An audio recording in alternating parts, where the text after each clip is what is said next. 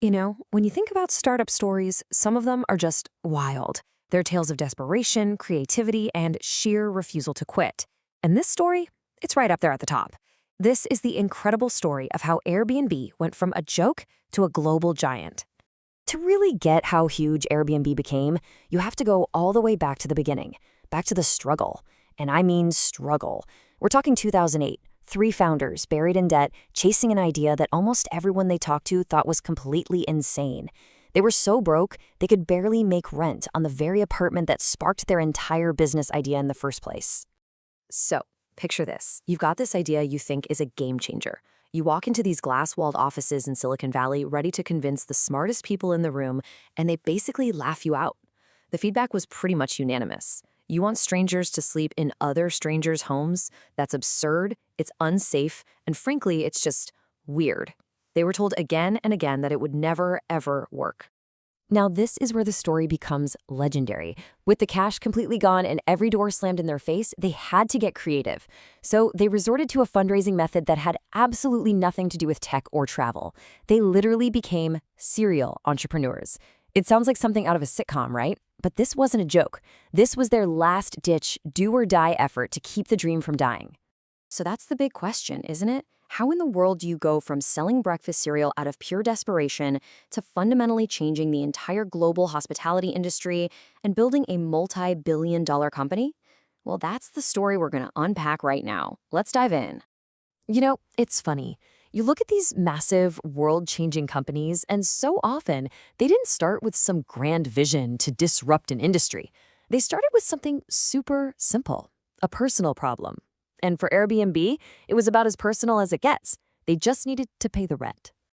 All right, let's set the scene. It's San Francisco back in 2007. You've got two roommates, Brian Chesky and Joe Gebbia, a couple of design school grads who are totally stressing about their rent bill.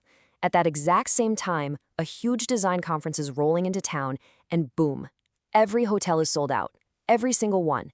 You've got people with tickets ready to go with nowhere to sleep, and these two guys are looking at the empty space in their own loft, and you can just see the light bulb go on above their heads. And their idea, it couldn't have been simpler. No fancy tech, no complex business plan. It was literally, hey, we've got some floor space, we can throw down a couple of air mattresses, we'll even make you breakfast in the morning. They weren't trying to create a hotel killer, they were just solving an immediate problem for a few people. Hence the original name, right? Airbed and breakfast. So they put up this super basic website and just waited. Did anyone actually bite on this strange offer? Well, yeah, it worked a little. 3 people, just 3 guests took them up on it.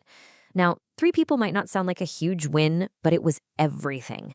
It was validation. It was the first little piece of evidence that maybe, just maybe, people were actually willing to do this. That tiny experiment was the spark. Okay, so they had a spark, but a spark can fizzle out really, really fast. To turn that little flicker of an idea into a real roaring fire of a business, well, they had to go through hell first. They had to survive a period of intense skepticism and near constant failure. This was their gauntlet. To make this thing legit, they brought in their old roommate, Nathan Blicherchek. He's this super smart engineer, the tech brains of the operation. He builds the platform, makes it work. But there's a huge problem. Crickets. Nobody's signing up. And it wasn't a tech issue. The website was fine. The problem was way deeper. It was a human problem. Trust. Why would you ever stay in some random person's house? It just felt unsafe. Growth was completely flat. They're running on fumes, maxing out their personal credit cards. So they do what every startup does, they go looking for investors. And the response from Silicon Valley? It was just brutal. They heard it all. The market for this doesn't exist. Are you kidding me? The legal risks are insane. One investor literally got up and walked out in the middle of their pitch. The consensus was crystal clear. This idea was crazy, and it was dead on arrival. Okay, so this is my favorite part of the story. They are completely out of options, and this is where their design background kicks in with this completely off-the-wall idea. It's late 2008, the Obama versus McCain election is everywhere. So what do? They design these amazing collectible cereal boxes. Obama O's, the breakfast of change, and Captain McCain's, a maverick in every bite. They literally went to the store, bought generic cereal, and then spent hours in their apartment hand-gluing hundreds of these custom boxes. It's pure hustle. And they start selling them online for $40 a pop as collector's items. And you'd think, who on earth would buy that? But people did. The story was so quirky that the news picked it up, and they completely sold out. All told, they raised about $30,000. Now, that's not $1 million investment, but it was enough. It was enough to pay down their crippling debt and keep the lights on for just a little bit longer. Cereal. The company was saved by cereal. But here's the thing. That cereal money was crucial, but the story of the cereal was even more valuable.